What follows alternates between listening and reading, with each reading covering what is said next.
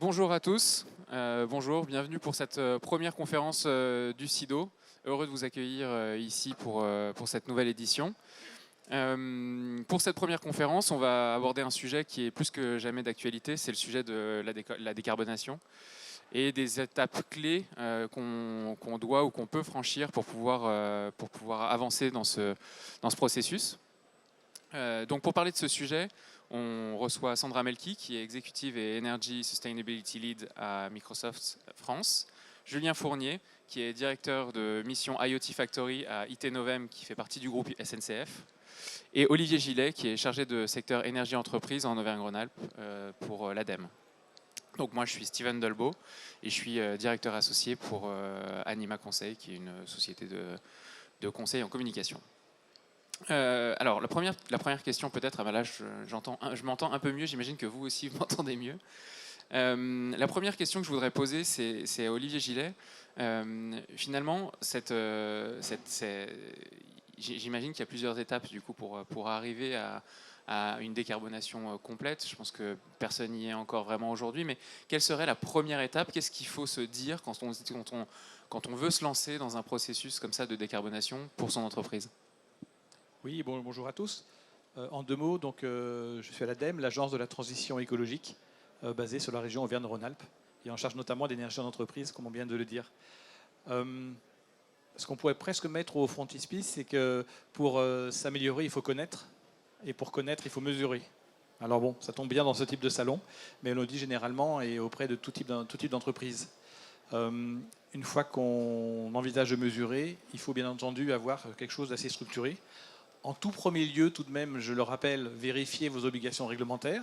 Alors, ce n'est pas le rôle de l'ADEME, mais quand même, que ce soit décret tertiaire sur des sites tertiaires de plus de 1000 m², que ce soit l'obligation d'audit énergétique depuis 2015 déjà, pour les entreprises de plus de 150 personnes, ou diagnostic bilan GES, gaz à effet de serre, pour les entreprises de plus de 500 personnes. Je le rappelle, au moins vous l'avez en tête. Et puis, un peu globalement, quel type de stratégie vous souhaitez adopter? Est-ce que c'est plutôt une stratégie purement énergétique ou une trajectoire plutôt orientée climat? Bien sûr, il y a de grosses zones de recoupement, mais c'est quand même des stratégies qui peuvent être un peu différentes, mais que l'on peut coupler. Et puis, on se rend compte que dans un grand nombre d'entreprises, notamment, un point important est la montée en compétences. Alors, on peut le confier, bien sûr, à des externes, des prestataires. C'est bien d'avoir un minimum de compétences dans ces domaines-là en interne, que ce soit purement sur l'énergie en entreprise au sens large, que ce soit pour un produit ou un service, que ce soit également des compétences en ingénierie financière, d'équipements nouveaux, on va dire, d'efficacité énergétique notamment. Et puis, une fois, alors là je trace les grandes lignes, une fois qu'on aura amélioré sa situation énergétique, sa performance énergétique, comment s'assurer que cette amélioration soit pérenne, soit durable? Parce qu'on sait qu'il y a des dérives assez rapides qui peuvent s'opérer. Alors vous avez l'avantage d'avoir un grand nombre d'équipements sur ce salon qui vont permettre de mesurer, bien entendu, monitorer ces améliorations. Mais après, comment se projeter, être sûr que les améliorations vont rester un peu pérennes? Et il y a notamment les systèmes de management de l'énergie qui peut être là appliqué. Ça peut être des diagnostics énergétiques ou des bilans carbone ou autres assez réguliers. Voilà, ce type d'action. Alors pour la question des équipements, effectivement, on va l'aborder juste après avec Julien Fournier. Comment est-ce que, j'imagine que la première étape aussi, enfin non, en fait c'est pas la première étape, c'est la deuxième étape, puisque la première étape c'est ce que vous venez de dire, on essaie de réfléchir à comment est-ce qu'on structure, mais la deuxième étape c'est d'établir un diagnostic, en fait, de savoir où on en est. Comment on s'y prend pour faire en sorte que le diagnostic soit bon et qu'on ne soit pas dans les choux en fait, dès le moment où on commence? Effectivement, je pense qu'il y a une offre très très large sur le marché. Et il faut faire attention de ne pas partir bille en tête avec le premier qui vient sonner à votre porte, entre guillemets. Mais j'imagine que vous ne le faites pas. Je reprends les deux axes, énergie d'un côté et émissions de gaz à effet de serre de l'autre, donc la politique climat, même si ça peut être couplé et c'est préférable. Sur l'énergie, il y a un certain nombre de cahiers des charges qui existent déjà, qui ont été édités par l'ADEME avec des partenaires, qui sont libres de droit. Je rappellerai la plateforme au moins deux fois, c'est agir pour la transition .adem.fr/entreprise. J'en parlerai un peu plus loin. Donc là, il y a déjà un corpus de cahiers des charges qui peut vous être utile.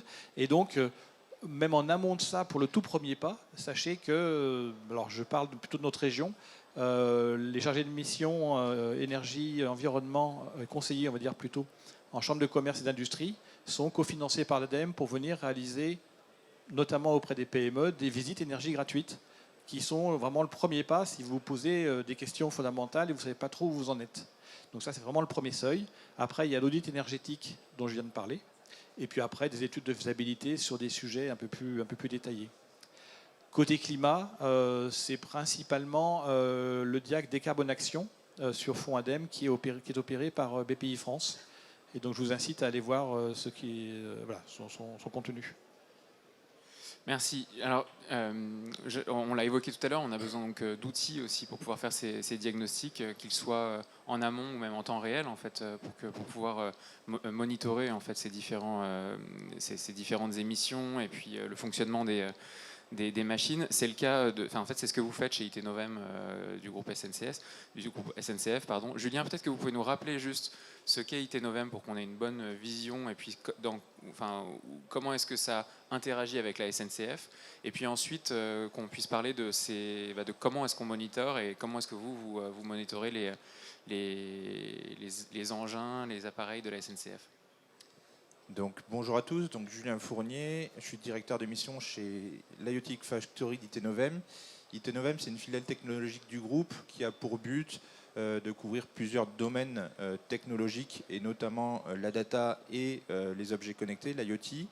Et aujourd'hui, on travaille au service de l'ensemble du groupe SNCF. Donc, on accompagne plutôt l'outil industriel, le B2B plutôt que le client final.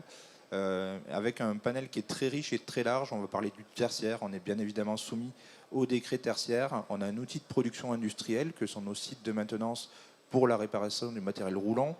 On a le périmètre des gares qui vous accueillent tous les jours pour prendre votre train.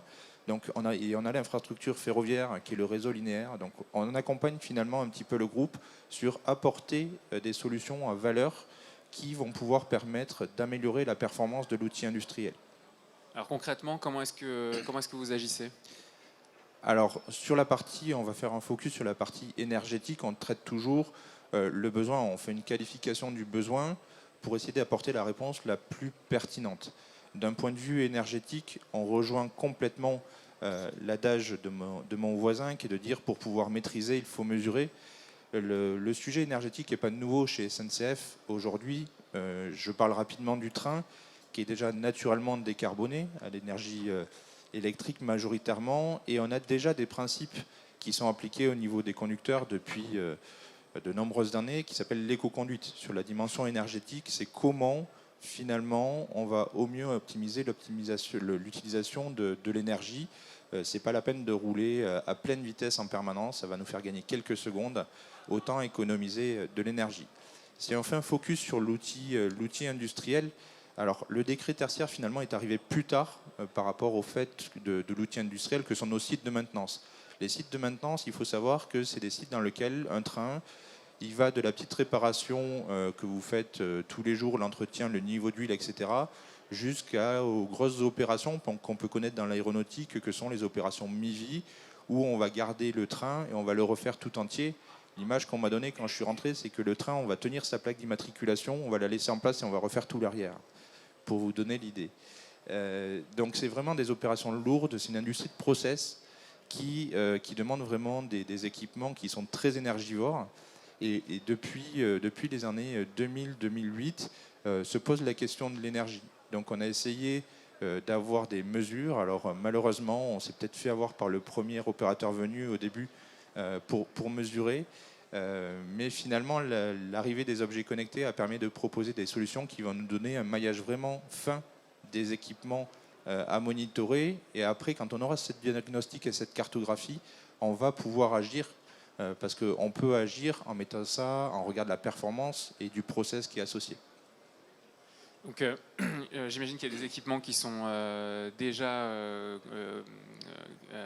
J'imagine qu'il y a des équipements qu'il faut équiper en IoT, en équipement embarqué pour pouvoir les monitorer. Puis il y en a d'autres, j'imagine, qui sont natifs, qui ont directement ça dans leur... On a tous les cas, mais on s'aperçoit que quand même sur la partie énergétique, c'est un peu le parent pauvre. Les équipements sont d'abord focalisés sur la tâche qu'ils ont à accomplir. le process qu'ils ont à accomplir, mais finalement très peu sur cette dimension énergétique. Donc bien souvent, on est amené à venir réinstrumenter la partie énergétique pour aller focaliser alors une ligne de départ, un équipement spécifique qui est très énergétique pour pouvoir vraiment en faire le mapping consommation versus le besoin process, le besoin métier, et voir s'il y a des optimisations à faire. On peut citer un exemple qu'on a traité, donc un site industriel, c'est pas propre à nos technicentres, un site industriel a un compresseur d'air qui est le poumon du site. On est sur des sites quand même qui font des dizaines d'hectares, on va jusqu'au kilomètre de distance, donc assez conséquent. Et ce compresseur d'air, c'est vital. Un poumon, c'est vital. Et aujourd'hui, pour répondre aux besoins du process, de façon assez bête, on s'est dit, on a besoin d'une pression d'air constante dans le réseau. Notre compresseur va tourner 24 heures 20 sur 24, 7 jours sur 7. Donc, à partir du moment où on a identifié que ce poste-là était quand même un gros poste de dépense énergétique, on est rentré dans le détail dans l'analyse de ces données pour voir est-ce que la production d'air qu'on fait à un instant donné est consommée à l'autre bout du réseau. On a fait des travaux, on a fait de l'optimisation, on a testé plusieurs modèles, on s'est dit on arrête le compresseur quand il ne marche pas. Première réponse bête, oui, mais la remontée en pression du réseau, mais de la latence dans la reprise d'activité. Donc on a essayé, on a testé plusieurs modèles pour arriver à trouver le modèle qui nous paraît le plus équilibré entre la performance énergétique d'un côté et la production industrielle de l'autre côté. Et on est arrivé à un schéma qui nous permet à peu près d'économiser entre 20 et 30% d'énergie électrique consommée, qui n'est pas négligeable, sur juste un sous-système qui est le compresseur. Je vous donne un exemple d'équipement. Sur un site industriel, on a plus de 200-300 équipements qui peuvent être énergivores. Je vous laisse imaginer le gain qu'on peut faire. Merci beaucoup, effectivement, c'est très intéressant. Sandra, donc chez Microsoft, vous avez mis en place une démarche assez structurée depuis déjà quelques temps. Est-ce que vous pouvez nous expliquer un petit peu comment vous avez mis en place cette démarche et puis où est-ce que vous avez commencé et puis où vous en êtes aujourd'hui? Oui, donc Sandra Melki, juste 2 minutes pour me présenter. Donc en fait, je pilote le secteur de l'énergie, surtout sur des sujets métiers, innovation et le développement durable. Alors, le secteur de l'énergie chez Microsoft, c'est un secteur qui est très important puisque globalement, vous êtes tous concernés, notamment avec l'énergie qui est consommée dans les data centers. Sachez que là, on a effectivement une politique qui est très claire puisqu'on a des stratégies d'achat de Power Purchase Agreement autour de renouvelables pour que nos data centers soient en fait qu'on puisse verdir nos data centers avec des énergies vertes. Et puis, un deuxième sujet aussi, puisque je pense que certains dans la salle ont aussi des enfants qui ont des Xbox. Donc, pareil, on a un vrai sujet autour de comment on va optimiser les consommations d'énergie de la Xbox. Donc, de la même manière, on travaille sur les process de fabrication et de consommation en fait, d'énergie de l'ensemble des solutions qui sont offertes en fait, au grand public et aux différentes entreprises. Nous, chez Microsoft, en fait, on a une politique de développement durable. Donc, en fait, on l'aborde sous les différents angles dont vous parliez, puisque à horizon 2030, on s'est fixé comme objectif d'être négatif en carbone, positif en eau et zéro déchet. Sachant qu'en 2050, l'objectif, c'est d'avoir retiré de l'atmosphère l'ensemble du CO2 qu'on aura émis depuis la création de Microsoft. Ça, c'est au niveau mondial? C'est au niveau mondial. Donc, autant vous dire que globalement, quand cette feuille de route nous a été amenée en disant, voilà, les gars, allez-y, maintenant, il y a tout sur le marché, vous n'avez plus qu'à le faire. Autant vous dire que c'était un peu complexe. Donc, c'est pour ça que nous, comme vous, effectivement, la première chose qu'on a faite, c'est déjà qu'on a mesuré, puisque le point essentiel, c'est d'être en capacité de mesurer et notamment l'impact carbone, l'impact en eau. Et Microsoft, on a développé une solution qui s'appelle Microsoft Sustainability Manager, qui permet de mesurer sur les scopes 1, 2 et 3 les émissions de carbone. Mais je reviendrai un peu plus tard sur ce sujet. Donc, nous, on a effectivement comme je vous le disais, développer toute une stratégie d'efficacité énergétique sur toutes nos chaînes de production, dans les bâtiments également, puisque nos bâtiments sont tous équipés de capteurs IoT, sont tous sur du smart building, justement pour optimiser toute la consommation d'énergie dans les bâtiments. On a effectivement ce que je vous disais, les PPA en renouvelable pour alimenter nos data centers. On travaille également sur des solutions de backup dans les data centers pour qu'on puisse potentiellement un jour passer sur de l'hydrogène sur les backups de data centers. Donc on a vraiment toute une palette de solutions qui nous est proposée. Et l'année dernière, on a réussi à réduire en fait nos émissions de carbone sur les scopes 1 et 2 de manière significative, même si sur le scope 3, on a vu une augmentation, notamment parce que les joueurs de Xbox dont je parlais tout à l'heure au niveau mondial, quand on est en Inde et en Chine, on n'a pas tout à fait le même taux de carbonation de l'énergie. Donc c'est pour ça qu'on travaille justement à réduire cette consommation. Et puis également parce qu'il y a des constructions de data centers, mais on travaille également pour voir comment on peut proposer et décarboner notamment les industries du ciment qui sont extrêmement carbonées. Mais on y reviendra puisque je pense que c'est des sujets qu'il faudra également qu'on aborde à la suite. Vous allez vendre Xbox du coup? Non, moi je n'ose pas le dire, mais mon fils est à la concurrence. Non, mais du coup, j'ai une question quand même subsidiaire. Ça représente quoi comme investissement pour Microsoft du coup de faire cette transition?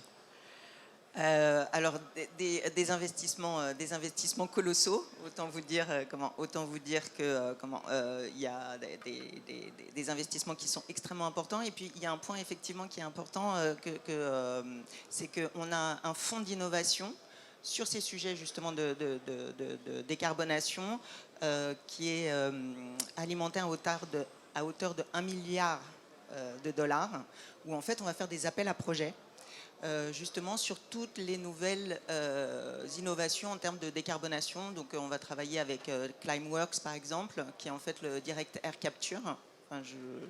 Voilà, où en fait on capture le CO2 dans l'air.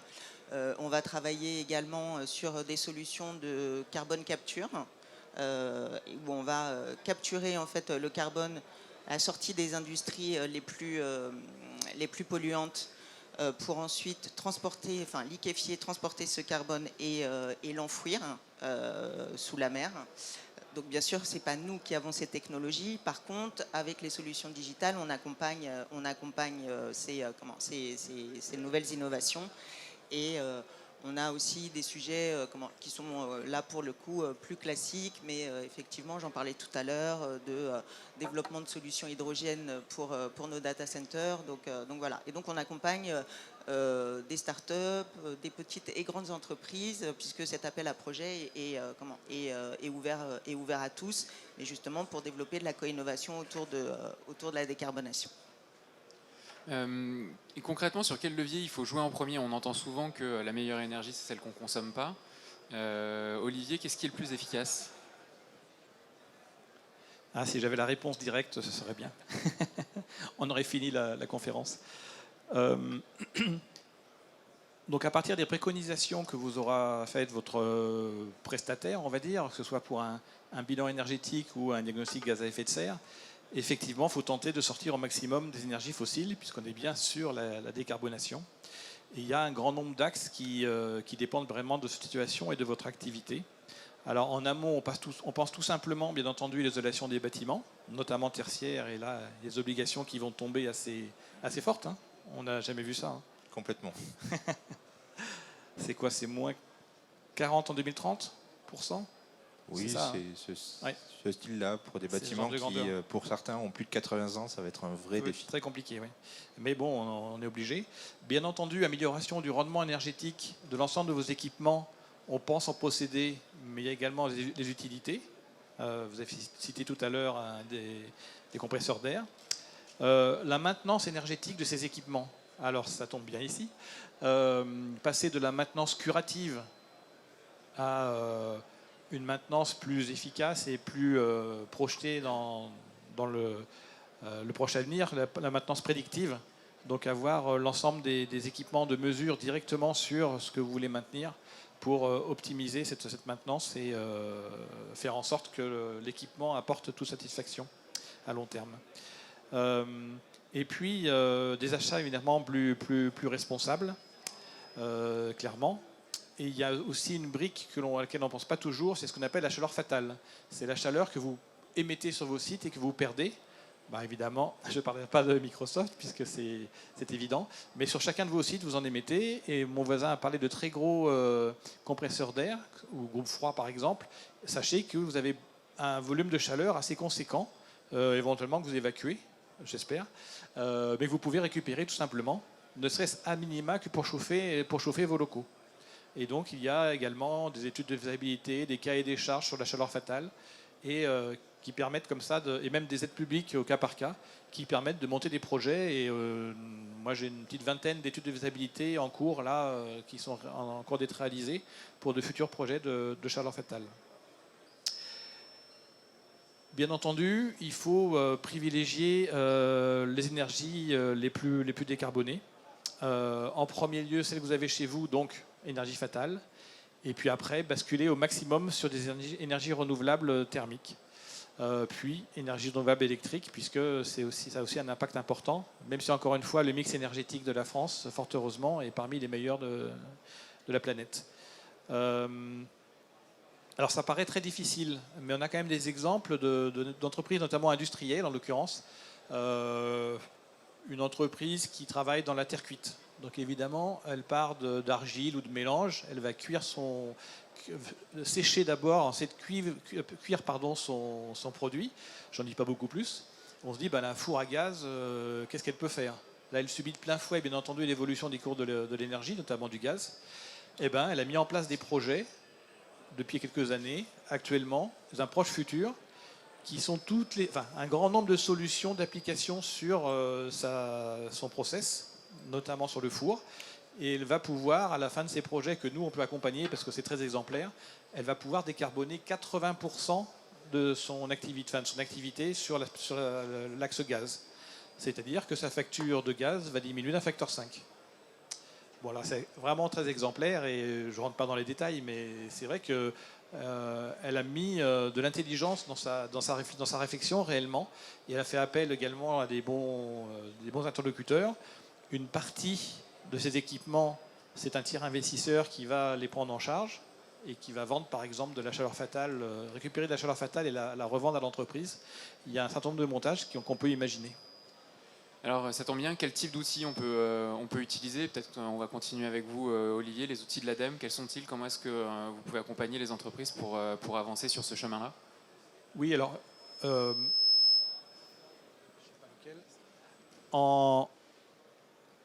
en premier lieu, je reviens sur vraiment, que vous ne connaissez pas votre situation énergétique, c'est bien de passer notamment par une visite énergie d'un chargé de mission en CCI, en chambre de commerce, ou bien entendu après directement un audit énergétique par un prestataire privé.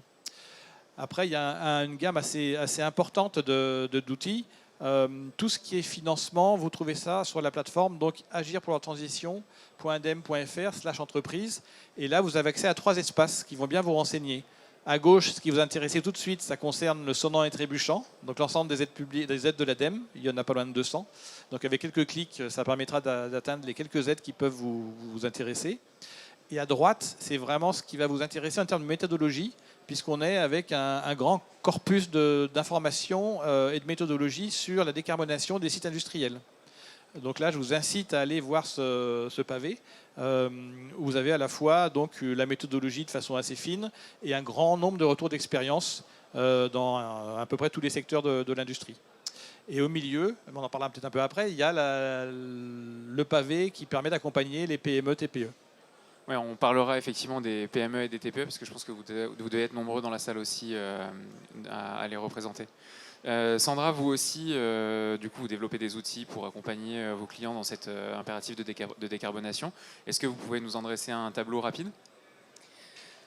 Oui, donc comme vous le disiez, première chose, effectivement, c'est de mesurer. Donc, j'en parlais tout à l'heure. C'est un outil qui va permettre, notre Sustainability Manager, qui va permettre en fait de vous donner une vision extrêmement claire sur les émissions de carbone sur les scopes 1, 2 et 3. Donc, sachant que le scope 3, c'est quand même le scope le plus complexe.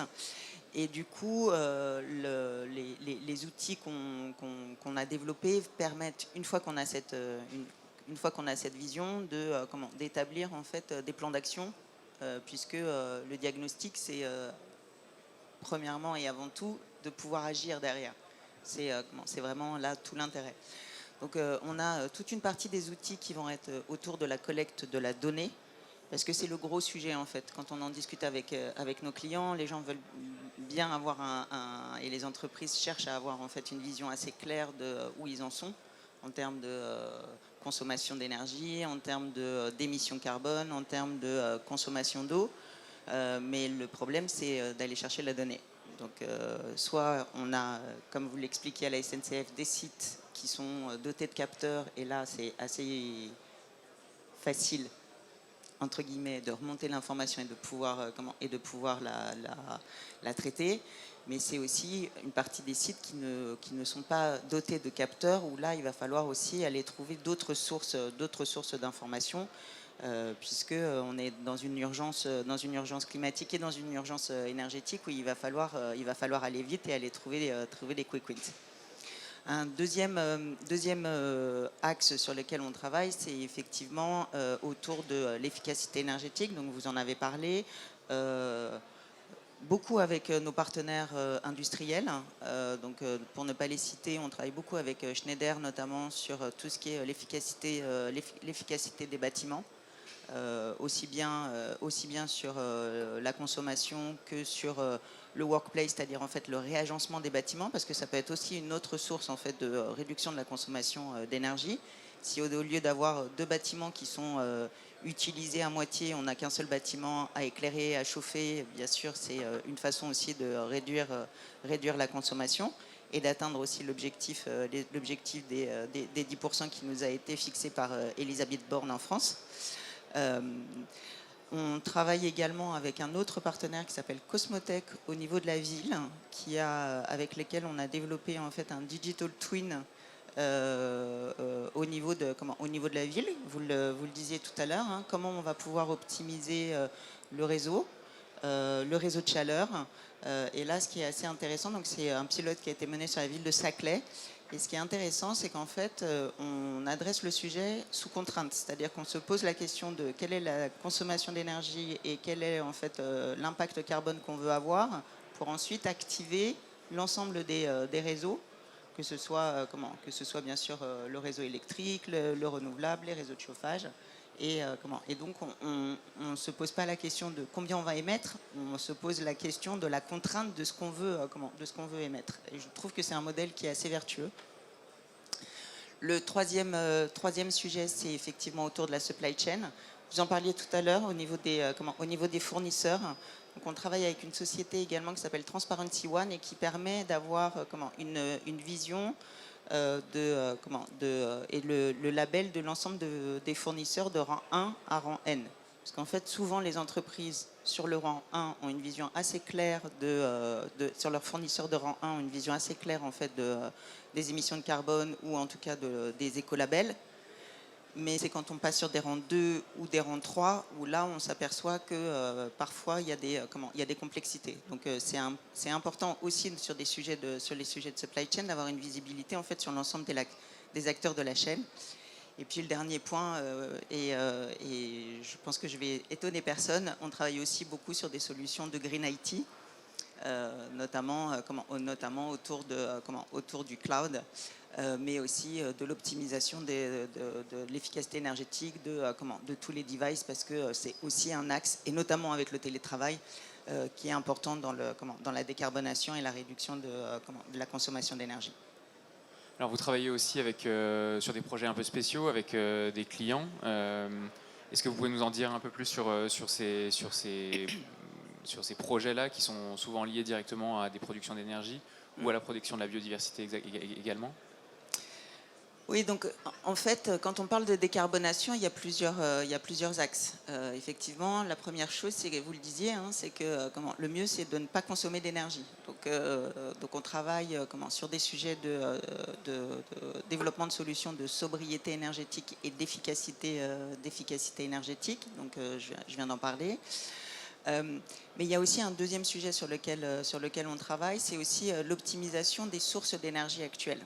Donc, pour ne pas le citer, on travaille avec une filiale d'EDF qui s'appelle Metroscope et sur lequel on a développé, en fait, co-développé des jumeaux numériques sur les centrales nucléaires pour simuler quelle serait la production d'énergie à l'état de l'art et regarder en fait quel est le niveau de fonctionnement actuel. Et en fait, l'année dernière, par exemple, ça leur a permis de réduire leur impact carbone de 900 000 tonnes.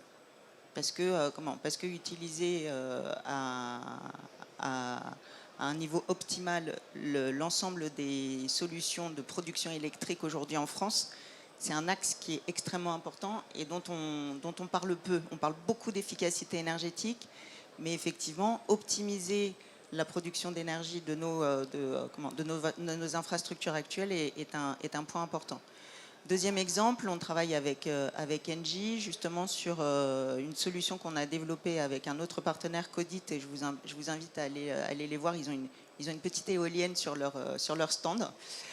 Justement d'optimisation, pareil, de tout le parc éolien d'Engie, avec des solutions d'IoT. Vous parliez tout à l'heure dans de la logique de maintenance prédictive, par exemple, mais ou encore avec Vestas, qui est une société qui est complètement dédiée sur de l'éolien et qui a fait la rotation, où grâce à de l'intelligence artificielle, à du deep learning, on est capable d'anticiper les effets de sillage et d'optimiser la manière dont on va orienter les turbines pour pouvoir optimiser la production d'énergie renouvelable. Donc, il y a un troisième point dont on n'a pas encore parlé, mais je pense qu'il est extrêmement important également, c'est toute l'électrification des usages. Ça, c'est un point qui est dans la décarbonation. L'électrification des usages, c'est quand même un sujet qui est important. Je fais partie d'une des commissions prospectives de la CRE, justement, où on travaille sur tout ce qui est l'électrification des usages et comment on va être en capacité aussi d'aller fournir de l'électricité décarbonée. Donc, et là, c'est pareil, on travaille avec un certain nombre d'acteurs, notamment autour du véhicule électrique, de l'hydrogène. Et je vous invite également à aller regarder, on travaille avec Movinon, donc, qui est dans la mobilité,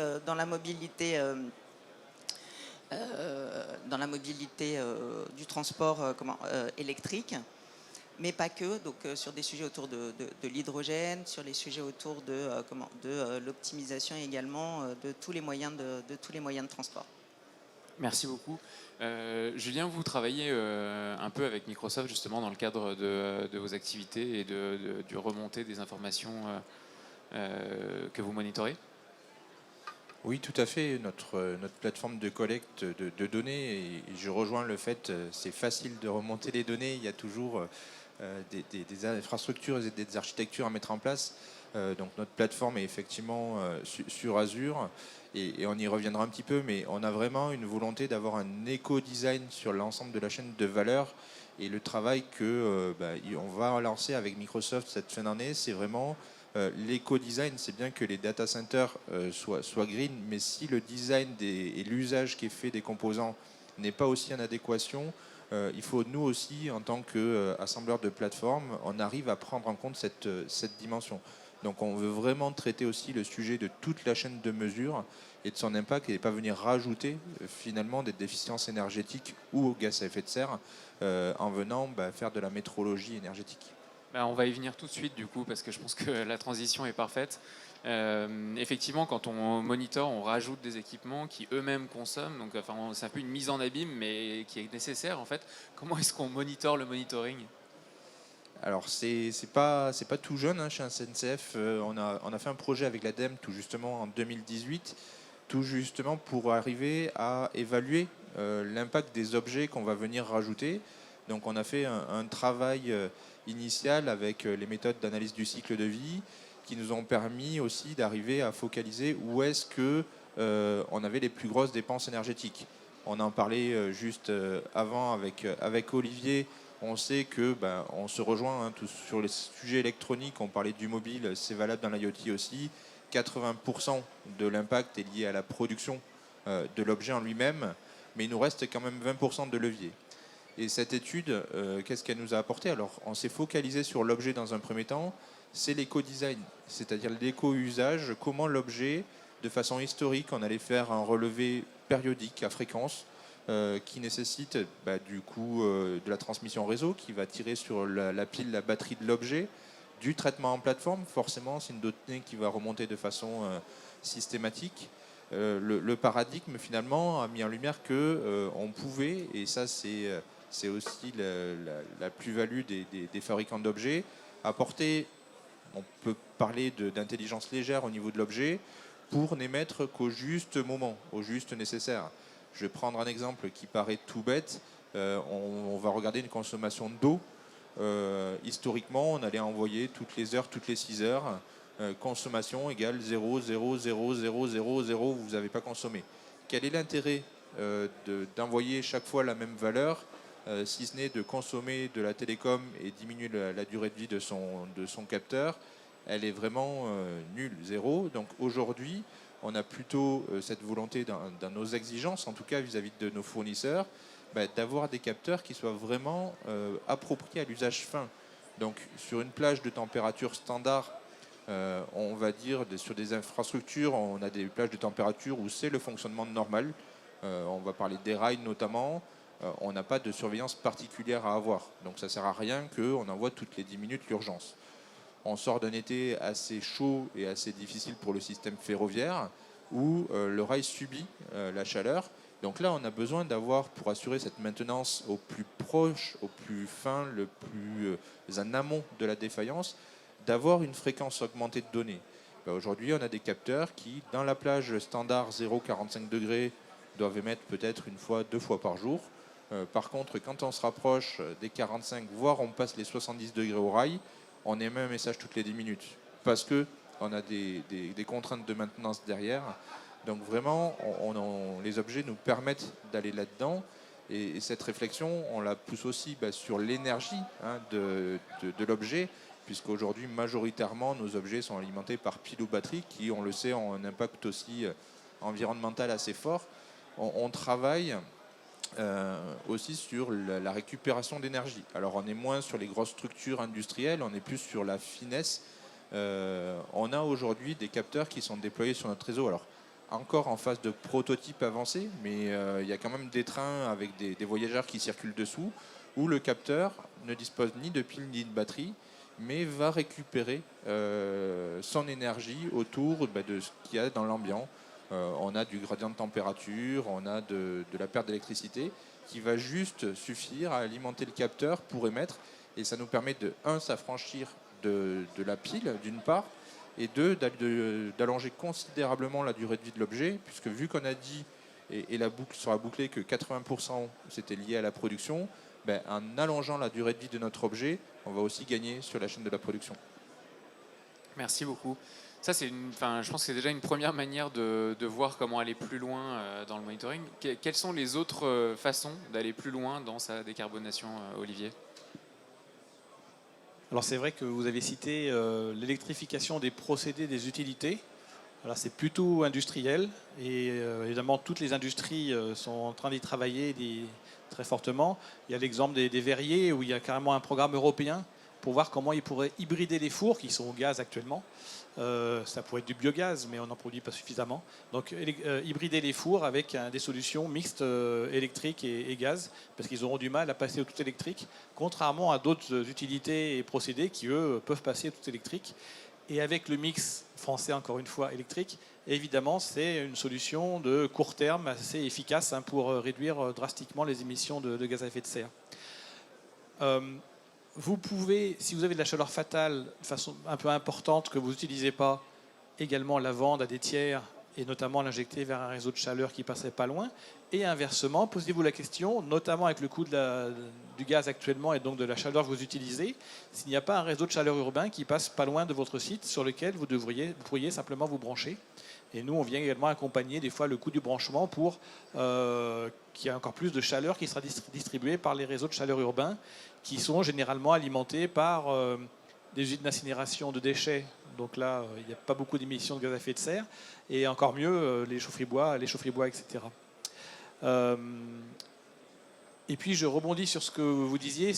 Là, je parle plutôt aux exposants. Réellement, posez-vous la question de l'impact de votre bien ou de votre service, de votre outil que vous proposez sur le marché. L'ensemble des impacts. Alors, on parle bien sûr de l'impact gaz à effet de serre, mais l'ensemble des impacts, c'est mieux. Et c'est vrai que la méthode REN est celle que vous avez utilisée, c'est l'analyse du cycle de vie, pour derrière déboucher sur de l'éco-conception ou de l'éco-reconception de votre produit, de votre service. C'est mieux de ne pas le faire tout seul parce que ce n'est pas tout à fait simple. Et donc, il y a comme ça des moyens de vous accompagner sur ces sujets-là. Et éventuellement, on le verra un peu plus tard. Petit sondage rapidement à la volée. Qui travaille dans l'industrie? Vous pouvez lever la main. Ok, super. Et qui travaille dans une PME? Ah, il y en a moins que ce que je pensais en fait. Ok, super. Bon, bah, la prochaine question est pour vous. Comment est-ce qu'on fait quand on est dans une PME TPE pour décarboner? C'est vrai que c'est souvent plus compliqué, enfin en tout cas moins structuré que dans un grand groupe. Comment est-ce qu'on peut les accompagner? Alors peut-être Sandra, pour commencer. Avant ça, je voulais juste rebondir sur un point qui vient d'être donné. Effectivement, on a beaucoup parlé de capteurs, d'IoT. Je pense que le salon s'y prête. Il y a aussi tous les sujets autour des jumeaux numériques et de tout ce qui est la simulation. Parce que ça, c'est un outil qui est également puissant. Je vous parlais tout à l'heure en fait de Métroscope et qui simulait quelle était la production à l'état de l'art. Et c'est comme ça qu'ils ont détecté en fait des sous-consommations et donc ils ont été en capacité en fait de régler pour arriver à une production énergétique optimale. Je vous disais, ça a quand même permis de ne pas émettre 900 000 tonnes de CO2. Donc c'est vraiment des éléments qui sont importants. Et je pense que ces nouvelles technologies, ces nouvelles capacités, donc on parle beaucoup de machine learning, mais on en vient de plus en plus à des solutions encore plus poussées qu'on appelle le deep learning, où effectivement c'est des méthodes d'apprentissage où on va aller encore plus loin. Je pense que ces solutions digitales sont aussi absolument clés en fait dans ces étapes de décarbonation et que ce soit industriel, PME, TPE, il y a plein de petites startups qui travaillent sur ces sujets-là avec des solutions qui sont abordables. Un point aussi, vous le disiez tout à l'heure, mais il y a, alors je vais pas faire la pub, mais on travaille avec une des filiales d'EDF qui s'appelle Perfesco, qui également accompagne en fait les entreprises dans leur efficacité énergétique et en fait qui reprennent les actifs et qui les sortent du bilan des entreprises. Et donc ça c'est un élément aussi important. Je vois donc je vous invite aussi à regarder ces modèles-là parce que je pense que c'est globalement le challenge qui nous attend, c'est un challenge pour tous. Je veux dire, et même nous en tant qu'individus, on est bien sûr concernés. Donc il y a aussi en fait, je pense que les modèles de financement qui sont extrêmement importants en fait dans ce type de projet. Désolée, j'ai pas répondu à la question. C'est pas grave. Il faut qu'on avance, donc du coup je demande à Olivier pour l'ADEME qui a des solutions peut-être à proposer aux TPE-PME. Oui, effectivement. Alors toujours dans l'ordre, sur la partie aide à la décision. Vous avez la chance de pouvoir bénéficier d'un suivi par un expert de 4 flux qui traversent votre entreprise. Donc ça permet d'optimiser les matières entrantes, ce qui est souvent très important, les déchets sortants, c'est souvent lié, l'eau et l'énergie. Pour les entreprises de moins de 20 personnes, donc là on est vraiment sur des petites PME, c'est une prestation gratuite, toujours sur fonds ADEME, que réalisent les conseillers en développement durable en CCI. Ça s'appelle PME gagnante sur tous les coûts CUTS, pour bien mettre des euros en face. Donc, ils vous accompagnent sur l'amélioration comme ça des cas de flux en question. Et pour les sites de 20 à 250 personnes, c'est le Diag Éco de flux de BPI France, toujours sur le financement ADEME, et vous en payez que la moitié. Et on vient vous accompagner sur 6 mois de mémoire. Et puis sur l'axe, encore une fois, carbone, c'est bien le Diag Décarbonation qu'on recommande, toujours de BPI France. Et aussi, grâce du financement ADEME, vous ne payez que 4 000 € de mémoire. Et pour finir sur l'investissement, parce que l'objectif c'est quand même pas seulement de faire des études, mais évidemment de progresser de façon concrète. Pour les PME spécifiquement, et pour l'instant jusqu'à fin 2022 seulement, mais c'est quelque chose qui est assez souple et agile, c'est l'opération Tremplin PME.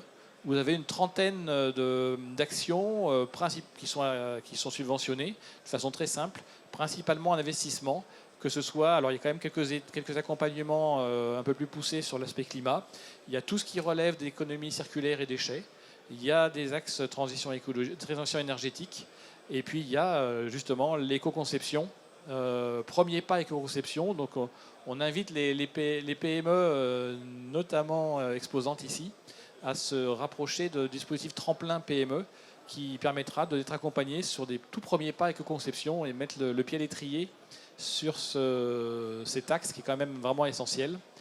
Et encore une fois, c'est que jusqu'à la fin de l'année pour le moment. Juste ajouter un dernier point quand même pour répondre à la question.